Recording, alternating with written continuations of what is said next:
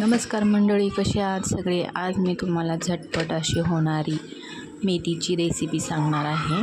चला, मी तेल ओतलं आहे आणि हे लसणाच्या पाकळ्या जरा ठेचून घेतल्या आहेत. ते तेलात टाकून छान असं खरपूस भाजून घ्यायचं. नंतर मिरची टाकायची.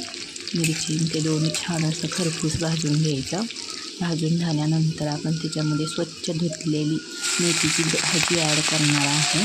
बघा किती छान दिसते ना मेथीची भाजी. हिवाळा चालू आहे ना, तुम्ही पण नक्की ट्राय करा मेथीची भाजी. खूप सारी आता भाजी आलेल्या आहेत मार्केटमध्ये. नंतर अशी भाजी छान मिक्स करून झाल्यानंतर शेंगदाणे घेतले आणि शेंगदाणे पण असे ठेचून घ्यायचं. कारण आहे ना, ठेचलेले शेंगदाणे एक नंबर लागतात. मिक्सरमध्ये बारीक खूप होतात ना, असे ठेचलेले शेंगदाणे असे त्याच्यात टाकायचे. बरं, त्याच्यात ॲड केल्यानंतर छान अशी भाजी लागते. तिचं टेस्टच वेगळी लागते. हे सगळं टाकून झाल्यानंतर आपण त्याच्यामध्ये ना थोडंसं चवीनुसार मीठ टाकणार आहोत.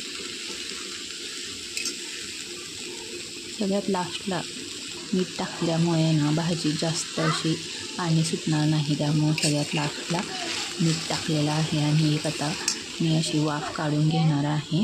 बघा, तुम्ही पण अशी भाजी नक्की ट्राय करा. हिवाळा सीझन चालू आहे. बघा किती छान अप्रतिम लागते.